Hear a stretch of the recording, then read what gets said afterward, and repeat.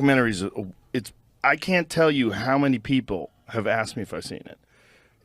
I think it's... Yeah, that's a self-report, dummy. That just means, like, you're surrounded by trans-obsessed, transphobic weirdos, okay? He's like, man, all my friends suck shit. Like, I'll tell you what. I've had 0 motherfuckers in the real world come up to me and be like, bro, have you seen the What is a Woman documentary by Matt Walsh? You want to know why? Because I'm not surrounded by fucking psychos who are like, hey, what's the next agitprop I can inform myself about these mischievous trans people? Look, there are layers of transphobia, as I have talked about many, many, many different times. When you're like starting to get this weird brain disease, and there's so much anti-trans agitprop out there. So sometimes these people go down that rabbit hole and they find the talking points. So, and they want to feel like they're, doing something smart while they're simultaneously making themselves feel better about their opinions, because there is a sense of comfort that comes from someone who is appearing to be intelligent, from delivering information from a position of authority that tells you, like, your preconceived notions, your biases, and everything that you've learned your entire life is actually true. And the people that are telling you that it's wrong, those people that want to change society, they're bad and wrong. That gives you a sense of comfort and a sense of security.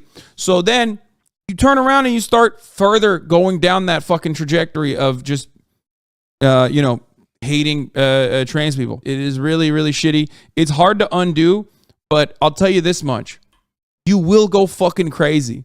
You will become like Dave Chappelle. I loved Dave Chappelle for a very long time. He's a very important comedian for me. If you look at his comedy now, it's just all like an old man yelling about trans people. Like, he just can't shut the fuck up about trans people. He's constantly talking about trans people. It sucks because he doesn't understand it.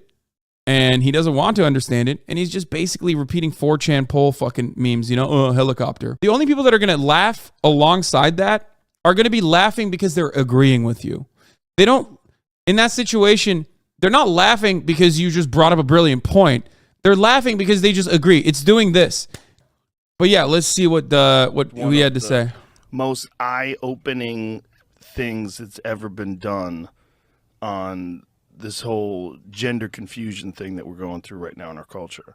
And it was just like one of those things where I had to watch. Like, so many people were like, you have to see this. You have to see this.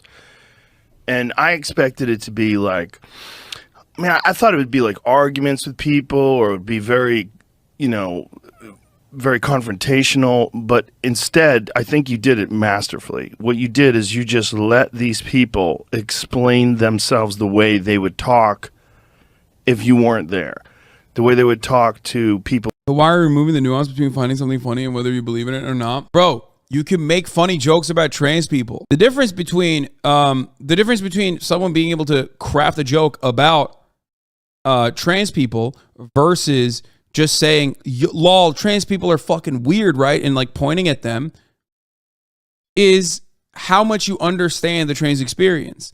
And if you don't understand that experience, and this doesn't, just stop focusing on this as just a trans thing. Who agree with what they're saying. And by not pushing back, I think you allowed them to let all the crazy out. And it's like, it's hard to describe to people that aren't aware of what's going on, of how wild this stuff has gotten. But first of all, tell me, what was the process of making this? Like, how long did it take? What was the motivation behind it? Yeah, thanks for talking about it so much on your podcast, by the way. It's been a huge boost for us. And we, I had this idea. You'd really have to go back several years, because it occurred to me maybe back in, 2017, that when this transgender stuff was starting to really gain mainstream traction, which I think happened really, that was like maybe when Bruce Jenner became Caitlyn Jenner. That was the moment that I think it exploded onto the mainstream. Not when it began, but it exploded onto mainstream. Right around that time, it sort of occurred to me that the people promoting this stuff have a problem, which is that we're supposed to accept someone like Bruce as a woman, but then what exactly does that mean? What are we accepting him as? Like, he says, I identify as a woman. Well, what are you identifying as? What are we, if you're a woman, well, I know what a woman was before, but if now we're including a guy like Bruce, I'm gonna be honest, I don't think you did. I don't think you did. That's cap. It's like, I didn't know what a woman was. I thought I knew what a woman was. It's like, why are they making something so understandable complicated? It's on purpose. He's being purposely obtuse in order to draw home a larger narrative, which is that he just finds it confusing. Because a lot of people do. Because of social conditioning, okay? He knows a lot of people find it confusing, and that's precisely why he's covering it this way. He's like, oh, it's just like weird. I'm just asking questions. Like, no, that motherfucker's not asking questions. Okay? I think you underestimate how stupid he is. No, brother. That person is not fucking behaving that way. He has uncovered antiquated trans documents from like the fucking primitive accumulation period just so he can be more transphobic. Are you fucking stupid? These people like Ben Shapiro and Matt Walsh know more about trans shit than fucking trans people do. They literally are like at the cutting edge of trans news. They're straight up every day. They're like Googling what's happening right now with the trans community just so they can be more transphobic. Come on. They talk about trans shit more than trans people do, bro. What the fuck? It's his bread and butter. His bread and butter is just like constantly fucking shitting on trans people. It's like at its most, okay? It's occupying such a gigantic space in your fucking mind. It is so deeply unhealthy. It is so incredibly unhealthy to just like constantly think about anything this much. If you were this obsessed with anime, I'd tell you, dude, you need to fucking dial it back, okay? It's breaking your brain. For him, there's also a second component here. He's making money off this. This is his bread and butter. This is how he makes money. For someone like Dave Chappelle, it kind of ruins his comedy. Like, he puts out 3 or 4 more specials constantly just ripping into trans people. I don't think that he's going to have the same fucking audience that he already had. Bruce, then what is a woman now? And so I started asking this question. It was really basic, just like, what is a woman? What are you trying to say about womanhood now? And couldn't get anyone to answer it. I mean, and mostly it's just on Twitter, you know, and challenging someone on the left. Just give me a definition. What's your definition of the word?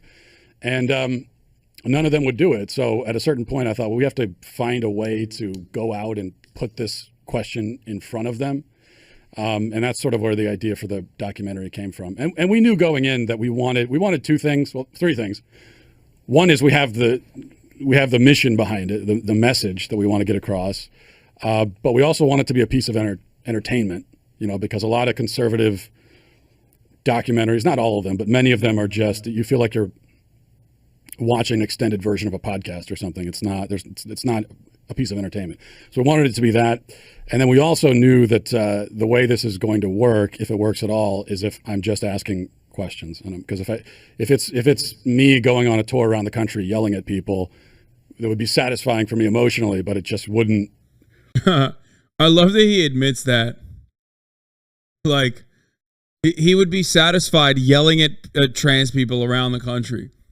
Like that would be a satisfying thing for him emotionally. I wonder where all of this perspective is coming from, where all this resentment is coming from. Oh, wait, that's right.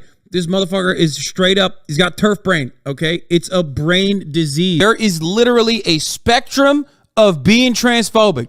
On the one side, you have like pink is for girls, blue is for men. That's how this works. What the fuck? Don't play with the G.I. Joes if you're a woman. Don't play with fucking Barbies if you're a man, right? That's like all conditioning. That's all social conditioning that you have learned since birth. So like there is the regular stubbornness that comes from that. And then the more you move on the fucking spectrum, the further you go towards like leaning into the transphobic takes, because it gives you comfort, because it makes you feel like the world is not changing in ways that you cannot comprehend, right? And that signals to you that you are going to die soon. Because for many people, that is what that is. It's signaling to you that the world is changing around you and you can no longer comprehend it. You're getting closer and closer to death, and the world looks very different than the way that you existed in it. Regardless of your perspective on the matter, the way to look at this is through empathy. That's what you're supposed to do. Just your starting point should be empathy. Just let trans people exist, because that's all trans people want to do. There is no additional conspiracy. There's no like transing your children. None of that. Is just they just want to fucking be normal and they want to coexist and cohabitate the spaces that we're in without constantly, looking over their shoulder, thinking that someone